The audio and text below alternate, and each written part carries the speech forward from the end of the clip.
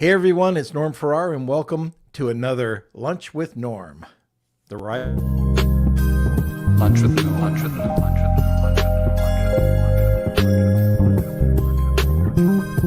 Norm. Let me do that again. Hey, it's Norm Farrar here, aka the Beard Guy, and welcome to another Lunch with Norm, Rise of the Micro Brands. There, that sounds a lot better. Can you tell that I was stressed? Yes, our Wi-Fi is cut out a few times today, so I'm going to apologize in advance if it does. This will be edited. But let's see, where is Mr. Laquels? Hey, yeah, sorry about that. That is cut you off a little early this time, but There you go. it's all part of the fun. Yeah, But that's got to replace my son. That's part of life. Yeah, But boy. welcome everyone. Hope everyone's having a good Friday. Yes, thank you. But yes, if you're new to the show, we are doing our Facebook group. That is always available. It's Lunch with Norm, Amazon, FBA, and eCommerce Collective. I'll put the link in the description box, as well as if you are interested in any full episodes or daily episodes, you can go over to our YouTube page, Norman Farrar. That's where all the good stuff is. Welcome Manny, welcome Andrew. Andrew's in Brazil today. Wow. Nice. But That's yeah, a first. how's everyone's Good Friday going? What do you have plans for the weekends? What are you excited about? We'd love to hear in the description box as well. If you're watching from YouTube right now, hit that subscribe button, smash those like buttons. We really appreciate it. As well as take some time to go into our Facebook group and answer our poll about show notes. Are you interested in show notes? Where do you listen to them, or where would you like to read them if you had the opportunity? What do you want to see in them? We're just looking to overhaul everything. So yeah, let us know. And I think that's about it. At the end of the podcast, we're going to talk to you about our biggest contest ever. Oh, yes. Yeah, we'll get into that. But right now, I'm going to be talking with a buddy of mine, a really interesting guy named Daniel Dimassa. He's the founder of DieEpic, and we're going to be talking about building a tribe.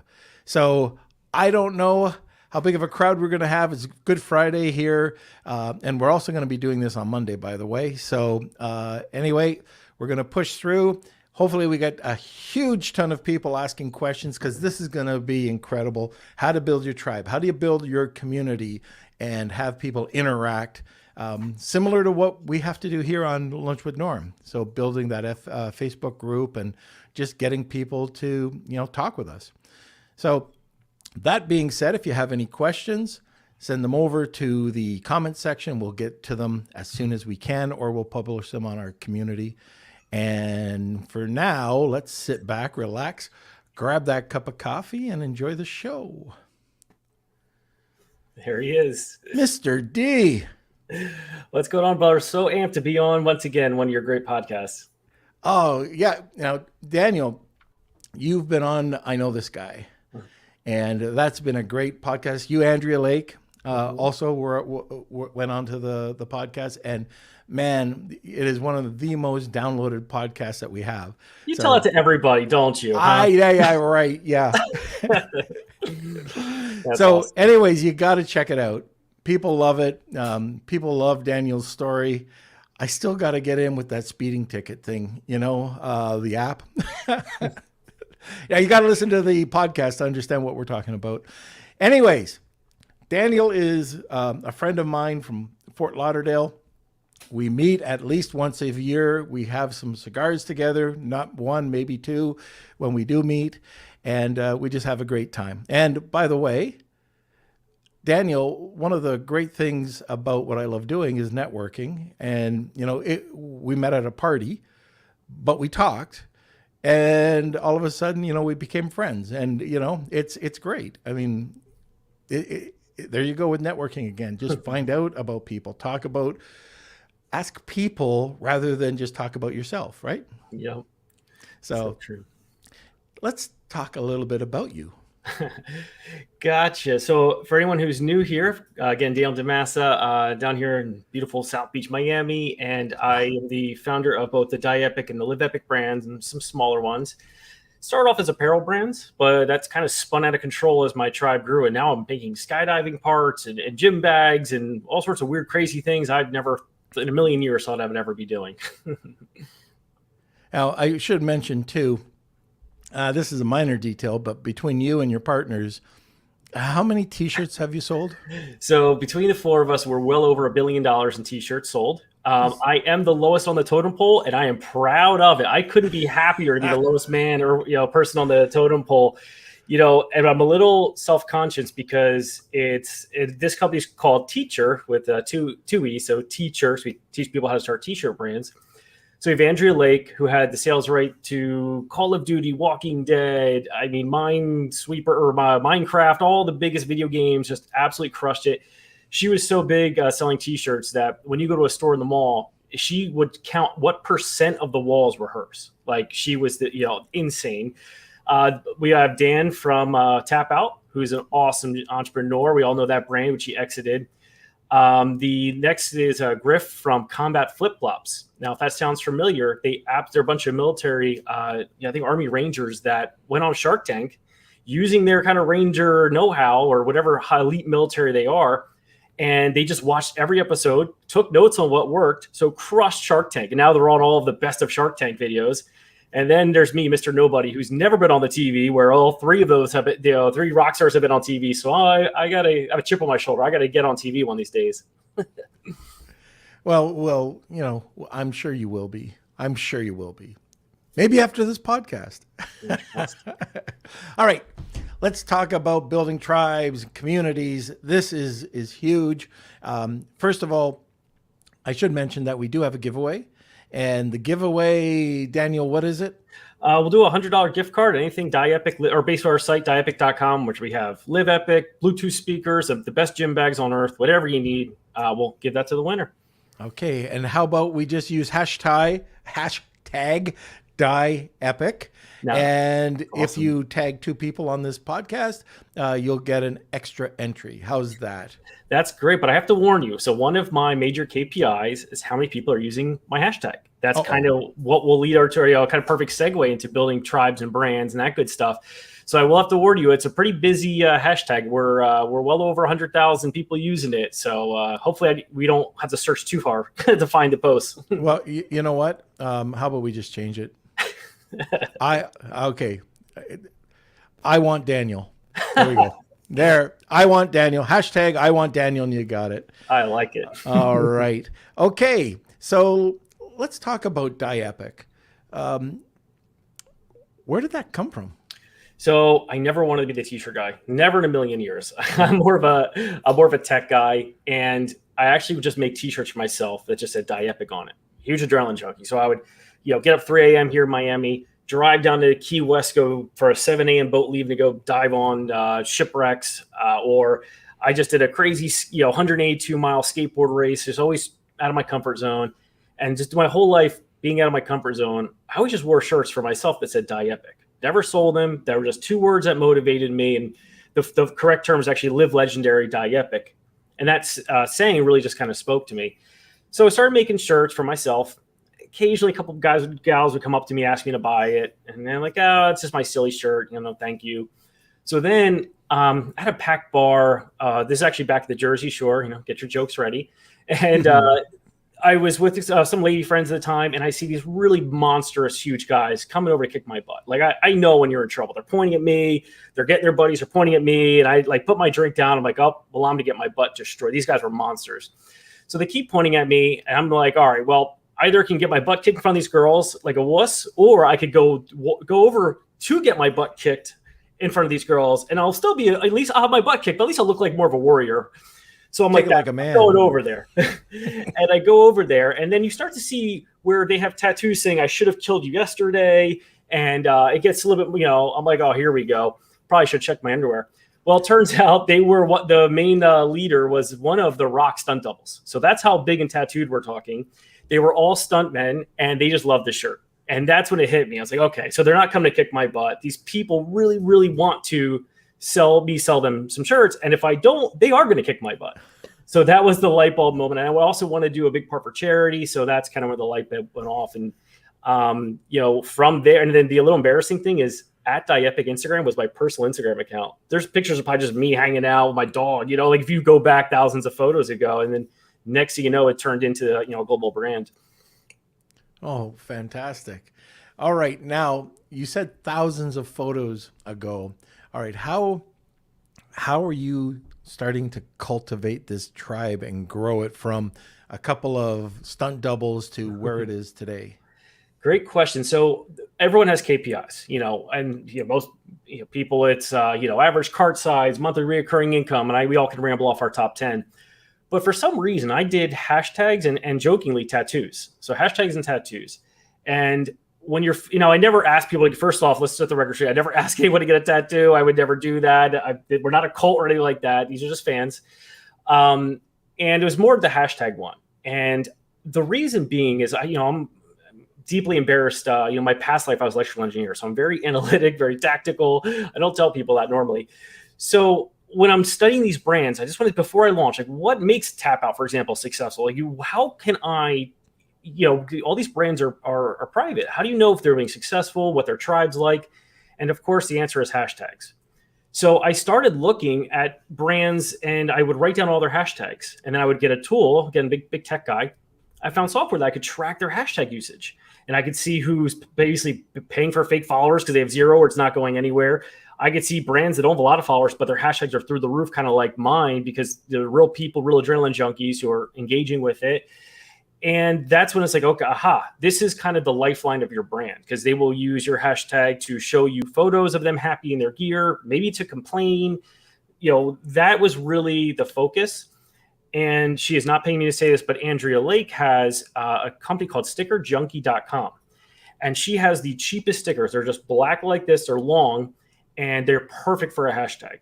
So I would just grab those, put them in, stuff as many as I could per order, give them to everyone. When I went to a show, I would just hand them out for free. I mean, we're talking maybe 5-10 cents. So even if I spend $30 all day to show handing them out, but that was just to keep people that top of mind, hashtag Diepic. So they kept using it. And now, again, more light bulbs are going off. You can connect with them. You can see how they like the gear, repost their photos, all that good stuff. Now, let's go back to the tattoos. There's a lot. So you know that you have a pretty successful brand when people will go out of their way to tattoo their body and tag you. So how many people do you think have tattooed Diepic on their body? Well, we're talking hashtags. So you know what? Now they are different per platform. So you're not going to, I get one of our influencers is big on Snapchat, but it's a shame because I can't share those. But right now, full transparency. I mean, if you go to Instagram, type in, I think it's hashtag Diepic tattoos. Whenever I try to repost them, I do try to, again, Mr. Hashtag. I think I do hashtag tattoos or hashtag tats, something like that. Yep. So there's probably, 50, 100 just there. But, and then I also like to ask for permission before I put them out there. But it's definitely hundreds and hundreds. There's not an exact count, but the craziest one is when I saw a girl in Russia who had dye on one calf, Epic on the other calf. She only spoke Russian. I only, speak English. I'm looking at his Instagram. Luckily, we're a bunch of us entrepreneurs hang out here in South Beach. There's a lot of, Russian population. So they're translating it and it's crazy. But the fact that girls who've never been to the States are in Russia tattooing this on their full legs, it just blows my mind. Yeah. And I know that during our last podcast on I Know This Guy, we checked it out. We went on and we were looking at these hashtags, and sure enough, there was tons of them. I think you're being very conservative at hundreds. I mean, there are tons. Let's put it that way, of people with Diepic. I mean, I don't know about you. I don't think anybody's going to put Soap Club on their tab. you never know. In high school, I had a buddy, and I swear his dad had a Microsoft tattoo, and that was a big deal. We weren't in a tech town; we were in a little bit of rough area in New Jersey. And this guy, so if you had a Windows tattoo, you never know. You never know. Maybe we will get somebody with Soap Club. All right. Okay, let's talk a little bit about building that tribe online. Where do you start? So a lot of people that are listening today, Amazon sellers, about a third of our listeners are probably new to Amazon, and then a third, medium, and then advanced. You're new. Why is it important, first of all, to be online? and building a tribe. Yeah, that's a great point. And I'm starting to get a lot of requests to start doing consulting in this space, and I have to break it down. Again, I am very tactical, so I have to be able to prove on paper that it really does, make money is worth the time and energy. And the way I look at it is, let's talk commodities. I know you guys, a lot of people watching this are big in the Amazon world, and I was at a Clavio talk, and they said, if you think the last 10 things you bought on Amazon, at least half of them are commodities. I don't know what paper towels I got from Amazon. I don't know the brand of toilet paper, toothpaste. I just don't know whatever's on sale. The next step is actual brands. Do you want to be something where it's even Kleenex, for example, is a well-known brand, something where now you can charge a little bit more because you're an established, well-known, trusted brand. And then I take it a step further with these tribes, a community. Now, and here's how I can kind of prove it out business-wise. Let's pick on Tesla. We all know Tesla's a huge borderline cult, like they call them. If you were to right now, first off, Tesla doesn't advertise. So that proves my point already. That's how great of a tribe they built. But if you were to start bashing Tesla online on Facebook, how quickly will the Tesla fanboys and fangirls start commenting and protecting them and saving them, So it just there you've proved now you don't have to hire a social media manager almost. If you're doing a $500,000 ad spend on Facebook and everyone's using the bad emojis, on the angry emoji or the laughing emoji on your ad, they're talking garbage in the comments, and your tribe isn't there naturally saying, no, I love this product. Here's a picture of me in it. Just think of how that's going to affect your ROI period. So it really does. I just try to reset everyone's mind. I know everyone wants to hit, million mark, 10 million mark, $1 billion mark. But I just think of a very simple, almost a thermometer when I mentor new brands. And I say, just focus on, let's pick on my hashtag. In the beginning, it was I myself reposting photos, trying to explain to people what hashtag DieEpic is and how it's all about living legendary. Now, if I break my phone and never touch a computer again, people will still be using the hashtag and they'll still be telling that story. And when your customers are telling your story better than you, that's it. That is what you want in business. Stop chasing 14 gold plated Lamborghinis. I get it. But that is something tangible, actionable, and it's going to give you, a real brand. I've got a partner in the chat agency called, his name's Paul Barron, and he has a brand. They're swim diapers. Okay. They're just swim diapers. They're seasonal. Very competitive. And all of a sudden, people started coming and listening, and he had this influencer following. So customers became influencers. The influencer became the brand ambassador. Mm-hmm. Now, for the most part, when he has anything, if he needs anything, in the last 3 months, he's got 2,000 images of people with their kids. Yep. Well, where are those? And a lot of those are tagged over to him, right? Mm-hmm. So then they have this other, I'm talking about them, the brand ambassadors. They're paying to be a brand ambassador. Wow. And I don't mean that they have to pay a membership, mm-hmm. but they're paying for the product. They might get 25 or 50% off, but they're under contract to do X number of images, a video, content or whatever it is, but they're actually under contract and they're passionate about the product. Now, can you imagine having 100 or 200, 5,000 people passionate about your product and that will stand up for you? And if somebody does have negative, like reputation management, somebody comes online, like you said, and smashes you for something and it's fake, and you have these people that are going to come back and just basically defend your honor. What better can you do, and what better is there? Yeah, exactly. It's the multiplication factor, because not only can they manage your brand reputation for you, they're your best salespeople. They're now your social media managers because they're giving you all the content. And just think, when you're starting out, again, I'm picking on myself when I just had hashtag DieEpic. And the cool thing is I can prove no one ever used it before me. So I own the word, trademark, domain, all that good stuff, because no one ever used it. So I'm trying to, if you go back 5-6 years, you can start building your tribe in that space. So for me, of course, adrenaline junkies. So I'm just reposting, I'm commenting, I'm engaging with adrenaline junkies.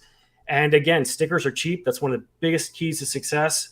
Stickers end up on skydive helmets. They end up on motorcycle helmets, laptops at coffee shops. They everywhere. Back of phones is my favorite one. I see I made little helmet stickers. I should call them phone stickers because they end up on phones more than helmets. But again, that's all very, very cheap. People see that, and that's just how you start to get that spark of a tribe. And even if you're not even selling anything yet, but now that those stickers are out there, eventually they'll end up, as I mentioned, all these places. People will send pictures, and then you repost it. And now you're starting to mix in where it's just photos of other people you're kind of shouting out to things with your products. Even if it's just stickers to start. And then it's like a snowball going down the hill. Then you start getting the first couple people in your shirts. And then it just kept speeding up until I remember the day, I get goosebumps right now talking about it. I remember the day I could show Dan, my new now business partner from Tap Out, a guy in a Diapic shirt over the Dubai Islands. I still have goosebumps right now just thinking about it. You know, it's this no-name kid from Trenton, New Jersey, and now all of a sudden I see my shirt on the beautiful shot of all of Dubai, a guy skydiving. I'm like, whoa, this is real. And that wasn't because of a huge ad spend budget. I'm no one famous. Just going out and building that tribe with a slow roll the snowball down the hill. I think the ultimate would be seeing Norm the Gnome with Yes. a t-shirt, Diapic t-shirt. I like it. Hey, I'm the one that wants to start Norm with a month calendar. So, hey, I'm Oh, in. there you go. I'll help you with Yeah, that would be something. I'd buy the Norm subscription box, get a new sticker every month of a gnome doing something cool. See? Just There you go. Something like that. Man. And, you know, not that... and I'm just thinking, where are you getting the stickers from? Hashtag Andrea Lake. Exactly. I swear she should pay me to say this, but no, she does not. She just has because my favorite things, I do a lot of mentoring. I love the day when you try to find a mentor, your day one, everyone will just blow you off. You know, I love being the only guy that's willing to help the startups that have nothing. Because I can tell them, hey, go buy $100 in stickers and start there. You know, go get some traction. Go get your hashtag use. Don't worry about sales day one. Build that following. Social media pages are free. And, one of the keys to my success was, I remember do not do this. I was on a Clubhouse yesterday saying, do not do this, do not do this, do not do this. But we all remember those Instagram bots, right? If you did them right in the beginning, this is where, I'm just one person. It's kind of like when you're fishing, you have the bobber hit, then you come take over. I would reach out to people using certain hashtags or influencers, and I would do a really heartfelt message. It wasn't a bunch of emoji spam, really heartfelt message. And it would get people to reply. And then that was it. I took over and I could start one-on-one engaging these people. And so I ended up making like 100 Instagram accounts. I made, Instagram accounts for, maybe skydive chicks versus motorcycle dudes versus, scuba divers and everything else. But that was all just kind of promoting, doing anything I could to get one-to-one with adrenaline junkies that were kind of interested. From there, again, I know there's a lot of Shopify and Amazon people, but in general, I'm a big Shopify guy. It's way too easy now that they have these affiliate or ambassador tools. I'm good buddies with the founder of Reversion, who's a Shopify app I use. I've used Lead Dino in the past, which is nice and cheap. But these are just simple tools. If you have a Shopify site, you pay a small monthly fee, and then they take care of all that headache for you. They will give you the promo codes for unique promo codes per person or unique links. For example, I would give Norm here, diepic.com/Norm. So now if he shares that and brings me the new people, new eyes, of course, I would pay out a small cut. So this is another part of that first phase. Once you have enough revenue to be able to afford it, because you will lose some money. You maybe lose 15, 20% of every sale. But if you have an established brand and you really make your customers happy, they're going to keep coming back. So you can make more money on the lifetime of the customer. So that's another. What were the two apps that you were talking about? And we'll put them in the show notes. So I have Reversion, and that one's a little bit more expensive, kind of like enterprise grade Reversion, Refersion.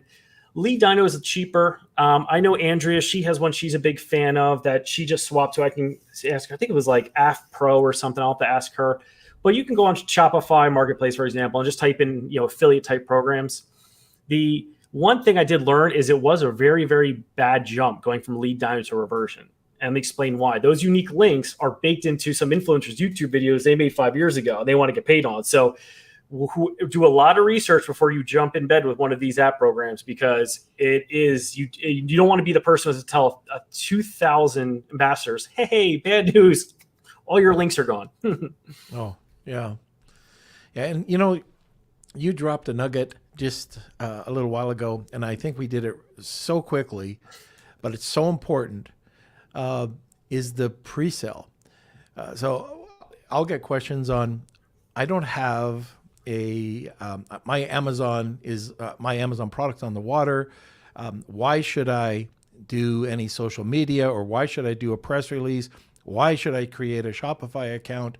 And this is all pre-launch. You want to be the authority. You want to build trust, and like you said, just build out those hashtags and get some content on it. I know, like even with what we're doing, so podcasts, it's still we're trying to get out there. Kelsey just had to get the word out, and we had no content, zero content, but it was a pre-launch. Just like if you've got an Amazon product that you're selling, I like during launch, the pre-launch period could be a month back, it could be 2 weeks. But if you just launch a product and say, hey, today I'm selling garden gnomes, who the heck's going to know? Yeah. And at least if you have that, going for you, people will know that you're selling, because they'll type it in, and you can drive traffic over to your site. Oh, and here's Connie with more coffee. No, I'll take some Connie, too. this is my buddy Daniel. There we go. Hello. Oh, she is waving. She's off camera. That's awesome. You'll have to meet her one day. I know. But she won't smoke a cigar with us. But don't worry, my Julie's in there. She's like, I can't wait for this to be over so I go talk to Norm. So don't worry, she wants me off this so she can hang out with you. Well, and she'll smoke a cigar with us. I know that. Yeah. All right. So I just wanted to talk a little bit about that, because pre-launch is so bloody important, and it's just something that nobody really talks about. Yep. And you don't have to spend thousands of dollars, but you have to be, and here's another topic we can talk about, consistency. You have to be brand consistent, right? Yep. Like with Diepic, I'm sure that you don't have people, bastardizing your logo. It's Diepic. It's that font. You probably have that spelled out. I mean, if people put it on their body and they want to do Helvetica, okay, well, what can you say? But your logo is not something you play with. It's consistent. Is that true? Actually, well, funny you should say that. Okay. You're gonna make me turn red, and I'm wrong. No. So what part of my I like to give company. It's hard to turn companies to make them seem like a person, right? That's the thing. We have these cold companies, ones and zeros, profits loss spreadsheets, and I do like to make companies, more lifelike, more. That's how I build my tribe. So the reason I say this is I guess kind of funny. We'll call it ironic, maybe. So just like yesterday was April Fool's Day. So I can I'll tell you at the end of this, all the fun stuff our brand did for April Fool's Day. But we, on our little skull, which I think you can see behind me, we put a Joker hat. And so we'll update our website just like Google. Why reinvent the wheel? I know Google knows what they're doing. So we have our cute skull with a Lee Liberty crown. We have of the American top hat, all these cool, fun things. And the reason I bring that up is when people get that tattoo, sometimes they Google Diepic, the tattoo artist, and they tattoo the wrong one. They'll tattoo. Oh no! I've seen it on the hashtag Diepic, and I don't ever want to call them out or tell them. And because you'll see on hashtag Diepic tattoos, you'll see that some of these themed Diepic logos, and I just get oh man, I don't know what to say. But that's the only bastardization that's an interesting problem that we have. But I do like to do that because it keeps it fun. It lets people know you're a real live brand. There's people behind it. And it's not just a cold, profit-driven only, they don't care about their customer type of brand. They're more comfortable giving, their credit card to someone they see is so updated and cute that it even has a weekly logo change. Right. And I can see doing that, no problem. Oh, and by the way, take a look in the comments and see if you know anybody in there. I think I saw Chris pop up. Yep. Mr. Chris. There's that troublemaker. Yeah, he's in Fort Lauderdale. We've got to promise us he'll come down on his boat. But and I did see a comment come in about April Fool's, so I got to bring this one up. And okay. You guys are the first to see this. So whoever's on this live is the first to see this. So one thing you shouldn't do is build a crazy tribe and then piss them all off, right? Well, guess what I did yesterday? For fun, we do this. We troll a little bit. It's our one day a year we're allowed to troll, right? It's April Fool's. So we had a big sweepstakes where you had to guess how many items were in a jar, and you either won a brand new sealed GoPro or you get a very hefty, big gift card for our site, so you can buy a bunch of stuff. So Norman, let me ask you, would you take the very expensive brand new GoPro, or would you take the merchandise? What do you think you would do if you won the prize today? I think I'd take the GoPro. Sorry. You think you would do that, but I clearly said it's a sealed brand new GoPro, and this is a 35 millimeter sealed, the first original 1996 maybe hand strap GoPro. So I today have the fun job of going on live and breaking to the winner, like, yeah, here you go. Where should I ship it? So this is a fun. Once you have a tribe, you can do fun stuff like this. So I've done this a couple of years in a row. I found the last person who had these, and I bought as many as I possibly could. They're probably gonna be worth more money now, but sometimes people love it. They're like, oh my God, that's such a cool relic of the adrenaline world. That started the whole industry of like adrenaline sports on camera. So they want it.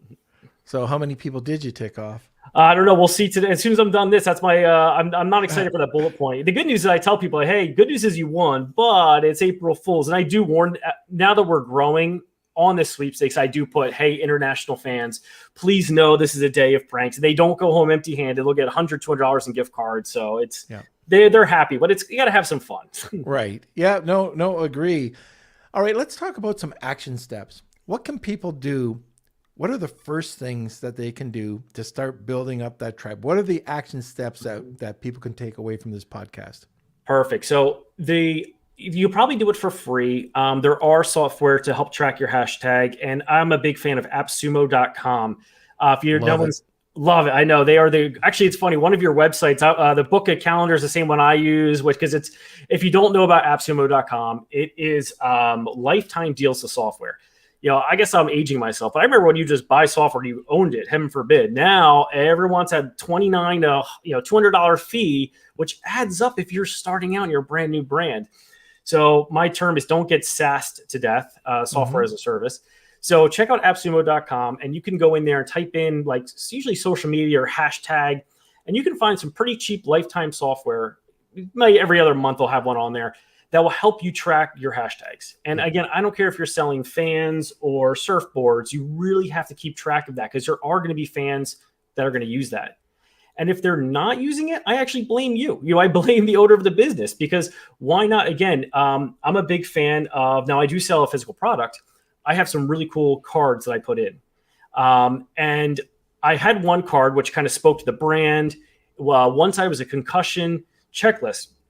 And because again, I actually really care about my customers, unlike some of my competitors. So this was a checklist that you could keep it in your gym bag, throw it in your locker at high school. And if you take a hard football hit, you could kind of see self-diagnose of, hey, I should get to the hospital, because my customers do get hit in the head a lot, whether they're doing their fun sports. So just recently for this Black Friday, I saw the local print shop had those cards on sale, 5,000 of them for maybe $100, $200. And I took the second one. On the front, I put a QR code. I put a real cute little rescue dog. You've probably seen him, Flanagan. So I put a cute cartoon of me and Flanagan. I thanked them for supporting small independent brands. And I put a QR code that says save $5. Now, as soon as they hit that, brings them to Shopify, where I have a coupon code linked to that. I have a collection of just my favorite products. It takes $5 off that. And to kind of go deeper end, tactical here now, I can even I can retarget them differently.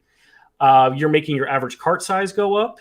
You're hitting a lot of KPIs. And after 1 week of having this, $200 for 5,000 business cards, it already paid for itself in new orders, because you're tracking that, unique promo code. And you can even target them different. And another really cool tip, this one actually I'm stealing. This is a great tip I heard from Maxwell Finn. He's out in Florida as well. And speaking of retargeting to customers who've already purchased, video views are very cheap, especially with ads, on Facebook. Why not make a video just for people who just purchased and don't sell anything? Thank them for supporting. Let them see the owner or founder. Thank them again. Let them know the process. Like some of my stuff, I have one product. It's a pre-order. It literally takes 3 months for us to make it, and no one ever bitches. We tell them, and it's a really cool product. But this video, so maybe your product takes a month to get to people. This video could explain that, the factory, show pictures of the factory, humanize the brand, and don't sell anything.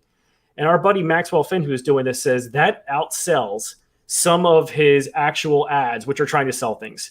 It comes off so organic and so nice that at top of the funnel, top of the head, people see the ad. and people instantly will click to that and don't need a coupon code, whatever, and just go buy more stuff. So, okay, just so I'm following this, somebody goes in, they buy a product. Mm-hmm. The product arrives.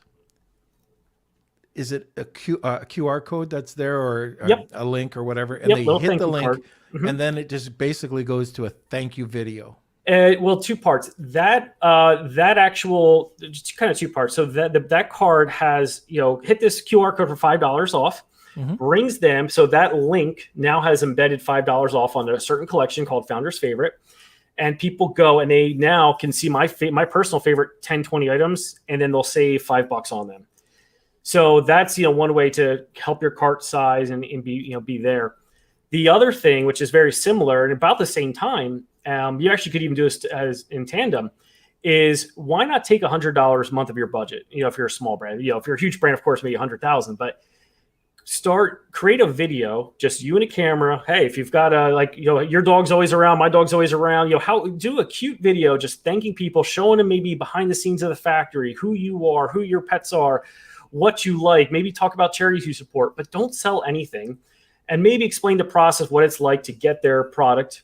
And once someone has purchased from your site, Facebook then, of course, will fire the pixel will fire, letting them know, okay, this person converted. It'll show them that video, and video views are very cheap. They're not like Facebook has the conversion outcome, which of course is way more expensive. That's where Facebook's trying to sell you stuff. But just have a video that, if it's not for you doing this, someone's going to see an ad for a competitor, which is not a great experience. So how cool would it be to buy something, and then next thing you know, I don't know the CEO of this pen or my phone or this GoPro, but if they did this, I would know who they are. I would know their story, and I would fall for that tribe, or be more likely to join their tribe. Interesting. Yeah, that's a cool approach. All right. Well, yeah, I like that. I got to talk to you a little bit more about that, because it's pretty cool. But you can also, and probably, it depends. I mean, if you're talking about chair glides, this wouldn't apply.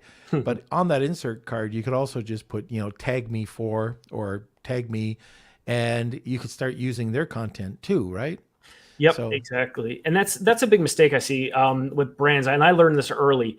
A lot of anytime we do a sweepstakes contest, whatever, the first thing I do is it's our products. And the reason being is there was some really cool software out there that would help you go viral with sweepstakes, but people wouldn't use the mistake of doing iPads. People who don't give a rat's butt about your product will absolutely put some burner email in to get a free iPad. Right. So now your list is thrown off, your pixel fires are thrown off, you're retargeting the wrong people. It's a headache. But if it's your actual product, you're way more, then that's okay, well, this person's close. They're somewhere in my funnel. They have a little bit of interest about our brand. So that's something that worked, making that shift, worked really well when it comes to sweepstakes. And then the other thing we do is just instead of just doing generic out of the hat, like you did, tag a friend, or for us, we like to do people on our hashtag, because that using our hashtag helps us spread so much. If I do have a gift card to give away, instead of giving to a random email address, let me go say, hey, we're going to use a random number generator and pick a random hashtag user. Just really kind of no different than when you're training a dog. You want to give them good things for behaving and helping you. It's the same thing. They're helping us. And I'd much rather give my money to them than give my company some cold billboard company that it's cool to give money right back to your customers. I was thinking about that little coupon code that you have about concussions. I guess one of the tips that you could put there, probably the biggest tip you could probably put about concussions, is if they're hiding their own Easter eggs. No, it's Easter. I thought I liked it. Okay, so again, we were just talking about the gift card hashtag. I want Daniel, tag 2 friends, and you'll be entered twice. And it's for a $100 gift card at Diepic. So I think it's pretty cool. Also, Kelsey, are there any questions? Yeah, we had a couple of questions come in. One was about the video that you're explaining. So, hi, is this video to go on Facebook or Amazon? For my scenario, this was on Facebook ads, just because that's where I know you can advertise very cheap and you can laser focus on people who just converted. You can even choose the time frame. So if you really want to get good, and some people, if you're a big enough brand, you know exactly when that product will be there. How cool would it be to just time it right? And you're not going to get it right 100% of the time, but if you know on average your product gets to hands 2 weeks later, you can say, anyone here, hey, Facebook, anyone who converted on my website 2 weeks from now, show them this video. And again, video views are very cheap there. Nice. Okay, and Chris has a comment. Dan's 100% right on that. You have to promote your brand, nothing else. People who use models or other distractions from the actual product are doing themselves a disservice. So, and let me see. We have a question about SparkToro. Have you ever used SparkToro? No, but I'm going to write that down. I love tools. Oh my gosh. Which one's this? Oh, this is actually from a past guest that was on Rand Fishkin. He was the co-founder of Moz. Moz, yep, I know him. Yep. So this is his new project. SparkToro is his new platform. And Kelsey, you got to remind me. I got to get onto that. But it's pretty cool. It really dives in and shows you what the audience is. It just rips apart everything. But it's perfect for influencer marketing.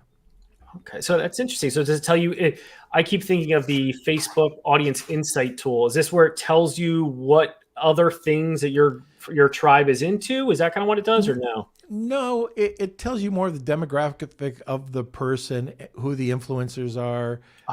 It just like, let's say that you were to pull up you. Mm-hmm. I could find out who you're following, who the influencers are, dive deep into your demographic. Just great. Check it out. It is worth it. It's very inexpensive. And I don't know if it's inexpensive because it's just launched, but Rand did a great job with this. Oh, that's awesome to hear. And I know I just mentioned it, but I should really kind of pull that nugget out. Once you have enough Facebook fans, mm-hmm. And again, things like that are, instead of trying to sell 100 shirts day one, maybe just make the KPI of like, hey, how can I get 100 fans on Facebook or 1,000 fans on Facebook? But once you get your numbers high enough, and they think this is a recent change because of all the privacy issues Facebook's been getting into, please, people don't do this, and I have to holler at them. Check out Facebook, their business tools section, Audience Insight Manager, I believe it's called. And that is a great tool. It will literally tell you, hey, we grab your entire tribe, the people who love your Facebook page. Yeah, we know they like you, but did you know that they also like 511 tactical shirts? Or maybe they like a certain band.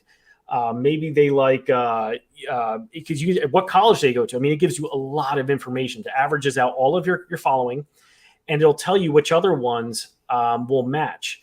So my top influencer, when Facebook sees it, of course, there's something ridiculous like, oh, the affinity score is like 1,000 off the charts because we work so closely already together. But that is a great tool because not only can you find influencers, if the list you see there, some of those you can even advertise to. Like some brands you can't. There is, to get deep into the pool here, Roll Tactile, there's a Chrome app that will overlay this free Facebook Insight Audience Manager tool, and it'll highlight which ones you can advertise against and which ones you can't. So picking on, let's say Tap Out's my competitor, and so is 511 Tactical. I don't know who at Facebook decides which of these brands you can advertise against, but one of them you can. And this Chrome app will actually help you find those. So you want to talk about sniping. Like this is really how you build your tribe. Kelsey, did you know about that? No, I didn't. You should. I charge extra, so I'll just send you that one. What was the name of the Chrome app? The Chrome app, I have it right here in my Chrome. Let me see if I can get It was called Interest Highlighter for Audience Insights. So Interest highlighter for Audience Insights. Okay, Kels, make sure you mark that one down for the audience as well.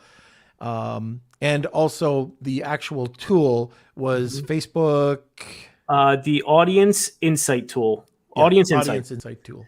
And I'll tell you what, if you really want to have some fun, before you do that, you should write down a list of what you think it is, because I was wrong. I didn't think like Orange County Choppers, people who love and I love that show. I'm like, why didn't I think about that? I love that old TV show. And that was a huge affinity score that tool reported. Interesting. Okay. Kelsey, I see something from Browan. Let's see. So the only product I am selling is a conversion card game or conversation card game. Should I have a sweepstakes prize of a bundle of my card games? Absolutely. Yeah, absolutely. I just see so many people who do, and you learn from my mistakes, please. So there was that's a Gleam.io. So Gleam.io was I'm dating myself. This might be 3-4 years ago. They were a really good sweepstakes tool where it would ask you for your email address and maybe you'd have them take an action. Once they did that, they would say, okay, great. Now, if you want 3 extra, entries in this contest, share it on Facebook. And because of APIs, it would make sure you did that. Then Twitter, then Snapchat. It was amazing.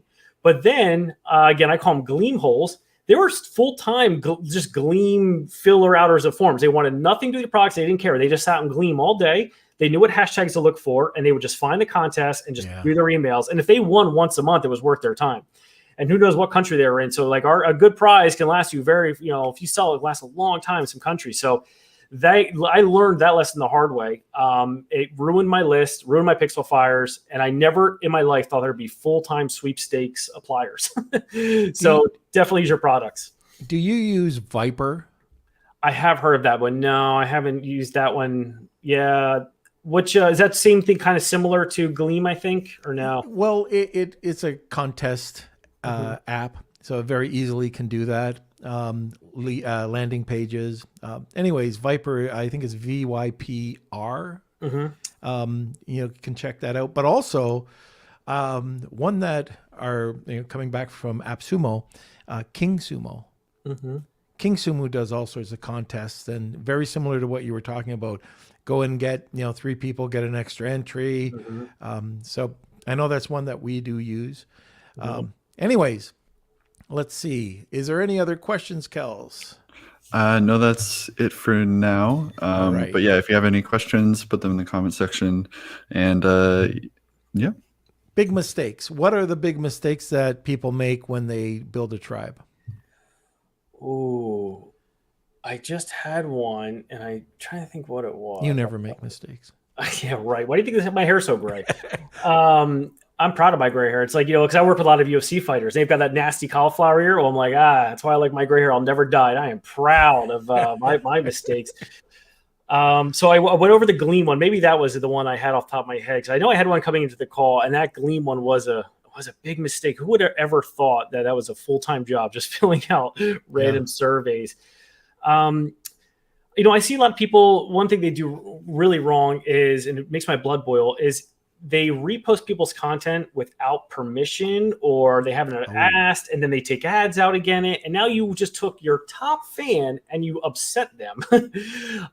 So please don't do that. People will basically steal content. And I'm not talking about reposting and citing them and shouting them out, all stuff, but people will literally just take photos from Instagram. And that just makes my blood boil. You get in deep trouble for it. And I've seen brands, do that. It's not the right way to go. So what you're talking about, just in case you don't know, let's say you go onto Instagram and you see somebody who's posted a picture, and you just take that picture and you decide that you're going to post it in your account, and you don't say anything about it, or you haven't reached out, or you don't give a shout out, there's going to be a problem. Yes. Yeah. And then to think that you had and it's important too, because, again, I already talked about the apps that I use to do affiliate programs. I'll work with them and I'll say, hey, you have a great photo. I want to repost it, but I care so much about you. I don't want them coming to my link. So let's work on a promo code, or I'll say, follow you. My call to action won't be, it'll to go by. It'll be, hey, go follow this person. That way they can nurture that lead with their great photo. Because I really want my affiliates to succeed. Let's see. And the more our affiliates succeed, the more we do great. That actually just hit me. I did a little road trip out to Las Vegas to where we have our buddies, our biggest influencers, got this big Diabetic themed mansion. And I pull up, and it's all the UFC fighters that are fighting that night, and one just won. They have all these exotic cars, and I'm just sitting there in the parking lot, almost cry, just sitting there looking at all these exotic cars. And I help these guys, I help them, they help me. And I just sat there, almost cried, just so proud of our working together. And, once a rising tide raises all the boats, that was when that saying hit me in person. Wow. Okay. Any other mistakes that you can think of right now? Oh, man. Now you got me on the spot. Of course, I'll be, in an hour, I'll be like, oh, I had a good one. So mistakes with tribe building.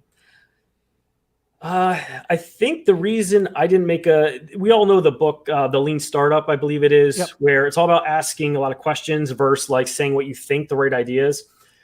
I believe that's what kind of helped me, because why I made less mistakes, because I would ask, once you get this tribe very small growing, again, just think of Instagram. I mean, yes, it's a way, everyone knows it as a place to put out to the masses, and I get it. And that works for a lot of people. But you also can sniper. I can get one-to-one conversations with one-to-one conversation with strangers that are my customers and ask them, hey, what should I sell? Hey, should I do this logo in red or green? And people just forget about that. They just think Instagram, okay, put a virtual assistant on it. They'll post one photo and they go, it is the greatest tool, because that hashtag will help you take it from 1 billion people down to your, small tribe. Now you can one-to-one reach out to them, ask them what products to sell, ask them if they'll join your affiliate program. And it's not trying to brag. It's using the lean startup method is because I'm too dumb to know the right answers. I just ask a lot of questions, like, hey, should I sell this shirt and what color? And that's why we made less mistakes maybe than other people that thought they knew exactly what their customers wanted. All right. So let's talk a little bit about the print-on-demand industry. Mm-hmm. I know we're talking about building a tribe, but you are a master of it. So let's talk about Amazon merch. Okay, for example, how are you finding Amazon merch? Should people get into it? Can you make money on Amazon merch? What are your thoughts? Good question. So it's actually funny. I'm running a clubhouse in like 1 hour on print on demand, which at the end, if you're interested, I'll tell you how to get to that. But I use a couple print on demand companies. Now, I personally like ones that hook up to my Shopify. That's just because I have my Shopify. That's my central nervous system. And then my Amazon store can talk to that and everything else. If you are Amazon, first, I think the print on demand is great there. So Andrea Lake, who I've already mentioned, she had so many designs because she filled out stores like, I think it was like Spencer's for all of her designs. How great is it with Amazon merch where you can go and just upload your designs, which costs $0. And then you can go ahead and, get money for when they sell. So I personally, the reason, again, I use Shopify is I'm very, as I've said 10 times, let's call Amazon or Facebook pixel fires. I do like collecting that data on my own Shopify site. So I get the Facebook pixel fires, I get their email, I can do all of my little tricks and postcards and cute stuff. So I'm more using vendors like Custom Cat, T-Launch, different ones like that where they print on demand, but it's a Shopify app. Okay, very good. All right. So again, on print on demand, people here are trying to make money different ways. You talked about custom designs, putting them up onto Amazon. Is there any tricks that you have to do to get a product listed on Amazon or even on Shopify that can drive sales? No, I will say, a lot of people like to go out there and kind of lie to sell courses, we all know. And they'll tell you how easy it is, but I'm actually telling you the opposite. It's actually getting harder. Back in the day, if you were the first to you could just use hashtags and a good description on Amazon merch. You could have a really unique niche, like maybe the pug dog lovers, something like that. Amazon did have enough traffic where you actually just go organic sales without doing anything. But in my professional does this for a living, it's now tougher where you do need to build a brand. You do need to have the tribe. So yes, it's great that you can put designs up there on print on demand and sell them. But 6 years ago, again, I told you guys I was using Instagram bot and making money. Now those days are long gone, and do not do that. But you just have to get ready to do a little work, but it's so worth it once you build that brand or your tribe. And you have a course on getting into the t-shirt business, right? Why don't we talk about that for a sec? Yep. So it's it gets cut off there, but it's teacher with 2 E's because we sell t-shirts. So TEEACHER.com. I think we even have t-shirtjunkie.com. So as mentioned, it's 4 of us, over $1 billion in t-shirt sales, and I'm very proud to be the low man on the totem pole. The cool thing that Andrea really surprised me, she started this week. So Andrea Lake, again, had the rights to Call of Duty, Walking Dead. I mean, every video game, movie, all the big ones, all used her. She called me this week, told me, Dan, the founder of Tap Out, always Griff from Combat Flip Flops, and said, we're going to do daily clubhouses at 2 p.m. Eastern every single Monday through Friday. And my jaw hit the floor. I'm like, wait, what are we doing? Yeah. What? So she just woke up and said, and all for free. People come on there. And I'm a little bitter that I didn't have this resource like 6 years ago where I could talk to $1 billion sellers for free. But yeah, on Clubhouse, we are doing this. And now, of course, it depends on our schedules. Like I, for example, can't do Mondays and everything else, but it is an amazing place to hop on there, 2 p.m. Eastern time, Monday through Friday. And at least one of us, or sometimes there's 5 of us. The other day I saw the Roots lead singer was in our Clubhouse. Like, it just cracks me up how much, we had amazing people from huge brands that were in there. Everyone just sharing tips, asking questions. So it's a really cool experience. And I will say I made a short URL. So if you're writing this down, it's shirt.tips/club. So that's my little short URL. Now I'll bring you right to our Clubhouse room if you're on iOS. And I'm Mr. Android. I'm sorry, Android users. I hate it too. But Clubhouse is iOS only. It kills me. Okay. And that's kind of cool. So if you are interested in it, check out that course. I don't know if there's any questions. I thought I saw one other one that came down. We got 3 that came in. Okay. Or 4 actually. All right. All at one time. So again, back to the sweepstakes from Bronwyn. Thanks, Daniel. I want to give sweepstake prizes to genuine customers. Does Sumo and King Sumo filter out the gleamers? Ugh. Do you know that, Norman? I don't know. King ahead, Sumo's, Charles.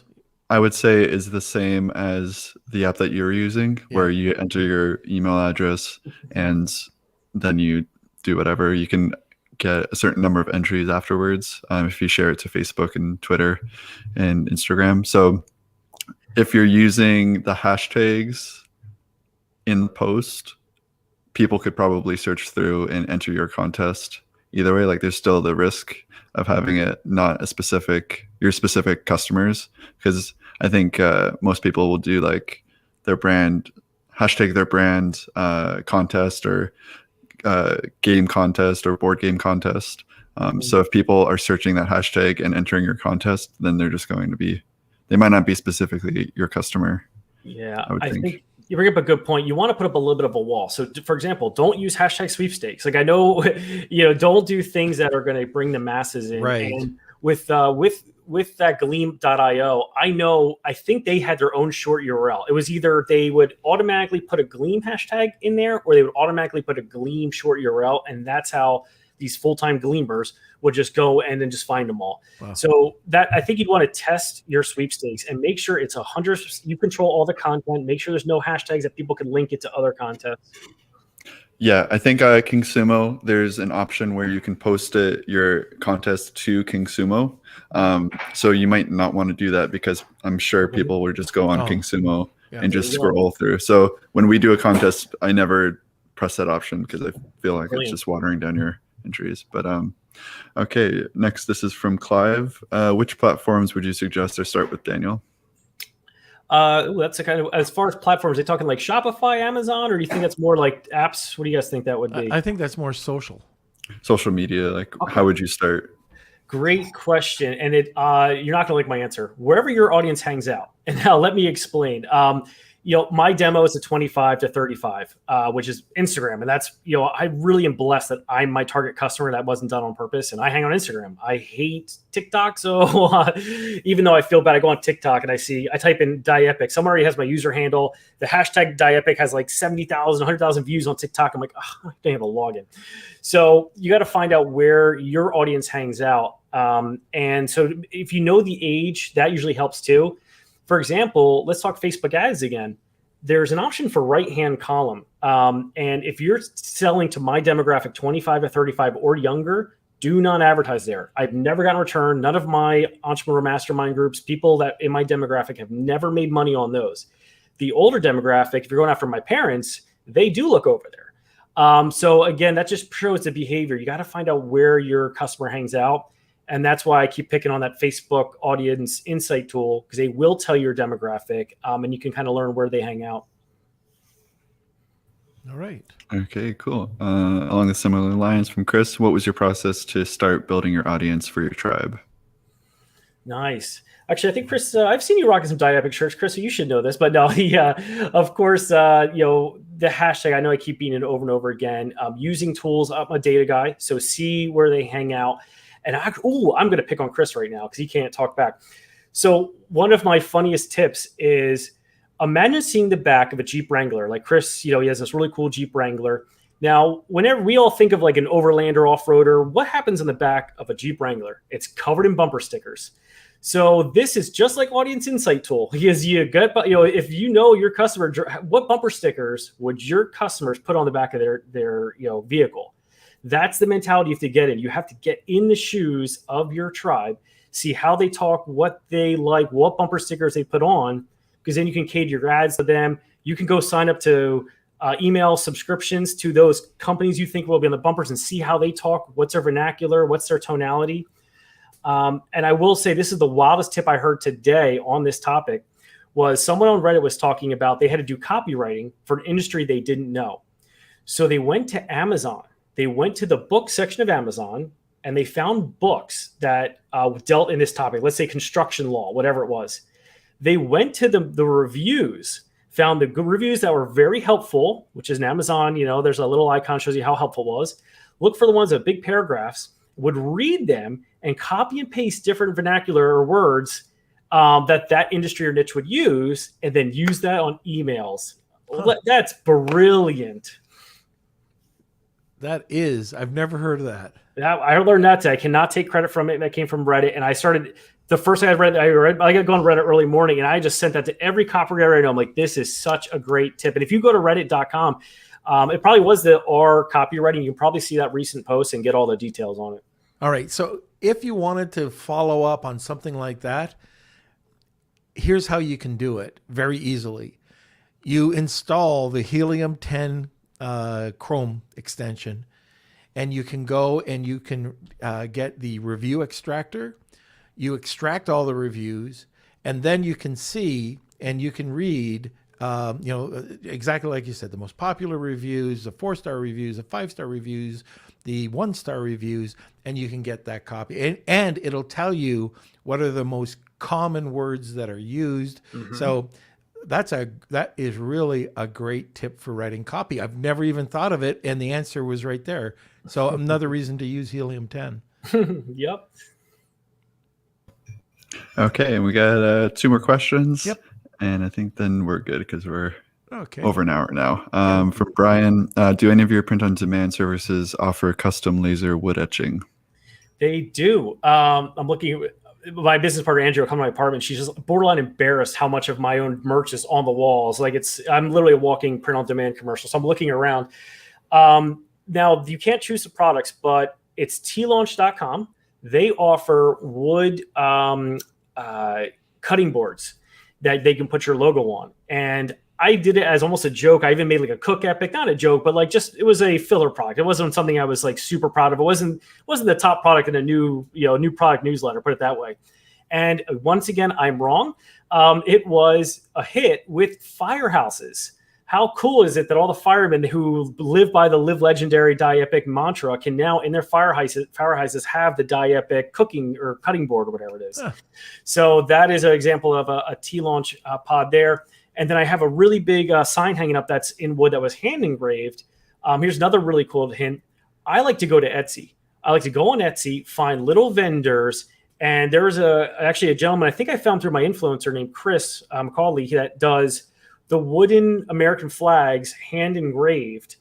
And so basically we kind of made a print on demand type of deal with him. So besides all the big companies and platforms I'm mentioning, you can get creative. If you go to an artist who's probably not selling off the shelves yet, they need someone like you to, make a deal where you can, it's a perfect, you drop ship it, they're happy, everyone wins.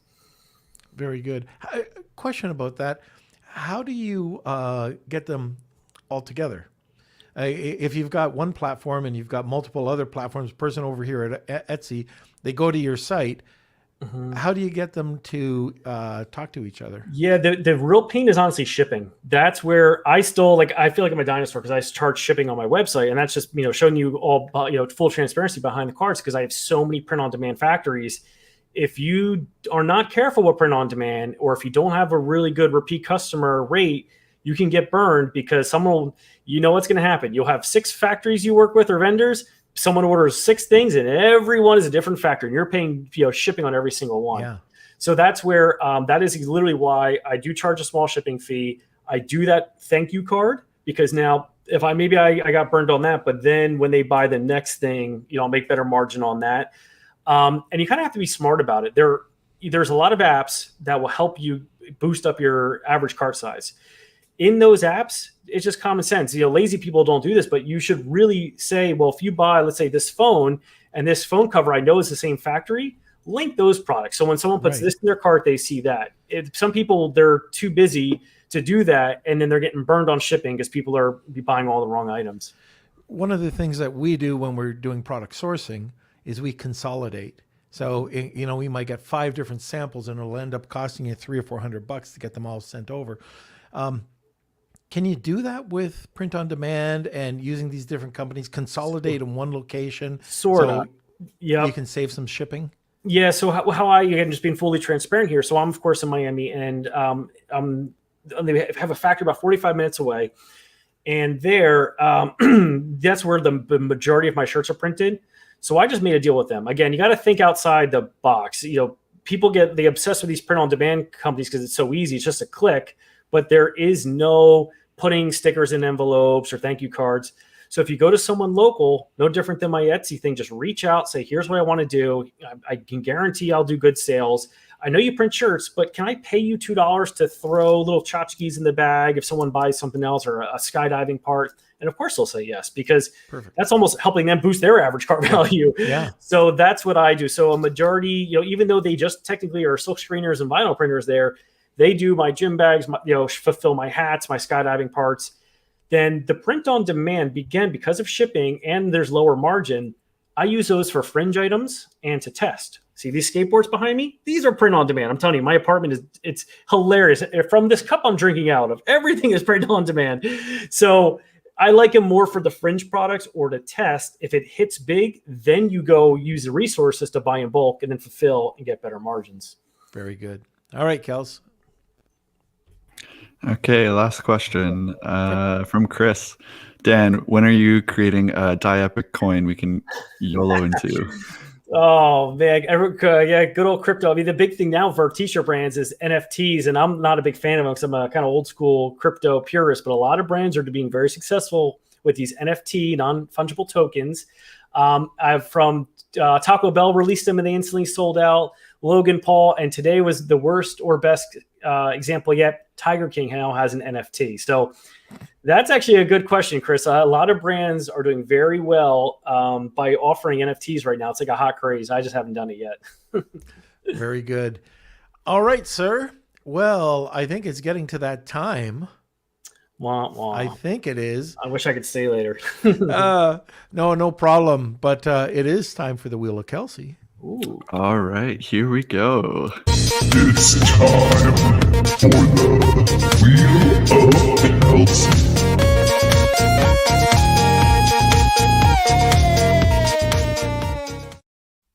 All right. All Here we right. go. Who's going to win? Okay, so this is for $100 gift card to DieEpic. Very And cool. let's go. 3, 2, 1. I'll give it a quick shuffle. Hopefully that Daniel that's on there is not you, Daniel. Oh, this is a cool tool. Wheelofnames.com. I like it. All right, Clive. Clive. All right, Clive. All right. Okay, so how does Clive claim his prize, Kels? So Clive can email me at k@lunchwithnorm.com and we'll get you set up there. I'll connect you with Daniel. Or Daniel, you can send me the code or however you want to do it, and then we'll figure it out. Awesome. Perfect. Congrats, Daniel. Clive. Thank you so much, everyone. This is amazing.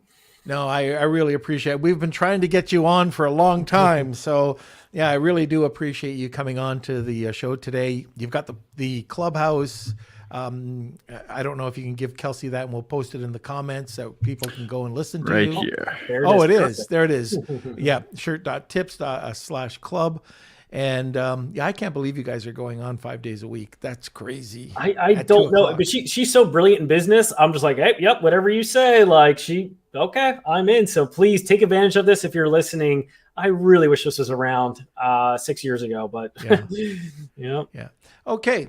Well, sir, I guess I don't know when. As soon as my country allows me to leave, maybe we can get together for another cigar and sit down, talk shop. Can't wait. But I do really appreciate you coming on. Now, please stand by after the podcast. It'll probably be just a couple minutes here, but I would like to talk to you about a couple other things. Cool. Daniel, thank you for being on. Awesome. Thank you, gentlemen. Anytime you need me, I'm here. It's an honor to be here. Thank you so much. All right. Thank you. Okay, Kelsey. All right. Thank That you, was everyone. a great show, How to Build a Tribe. Hope everybody got something out of it. I learned a couple of things. I really love the idea about using that helium-10 Chrome extension to find out what and how your audience communicates. That's kind of cool. Yeah, awesome. And I think, let us know what your favorite part of today's episode was in the comment section. And yeah, we'd love to know. Also, again, if you're coming in at the tail end of this episode, you missed out, you can go over to our YouTube channel. That's where all the episodes are. You can find the daily highlights as well. And we have a big contest coming up. We have 2 contests, I guess, one for the group and one for outside the group, but that is happening on Tuesday. Both are going to be announced. One is exclusive for the Facebook group, so you need to join. That's the Amazon FBA and eCommerce Collective, Lunch with Norm. So please join if you're interested. That's going to include some consultation time with Norm and I. So yeah, it'll be fun. We've got some big giveaways going on. I'm excited, and yeah. I am looking forward to that. And let's see. Today's Friday. Who's coming up next week, Kels? Next week, let me just... I'm going to throw him on the side. David Dayon. Okay, very good. Yeah, he's going to be talking about how to create a winning Amazon listing, as well as mention the e-commerce collective and what you can gain from that. But All right, very yeah, good. it should be a good episode. So we talked about tribe building today. Guys, if you like what you heard, please join our group. Please check us out on Facebook. We'd love to have you in our tribe. We try to provide as much value and tons of content. Also, you can subscribe to our newsletter, which you can go to Lunch to Norm or Lunch with Norm or over to normfarrar.com and subscribe. The content doesn't suck. It's good. There's no advertising. It's just pure content. All right. So thank you for coming on the podcast today and listening. We're here every Monday, Wednesday, and Friday, Eastern Standard Time. And thank you all for joining us. We really we could never have done this without you, helping us and becoming part of this group, engaging. So thank you. Enjoy the Easter holiday, and we'll see you next time. Lunch with the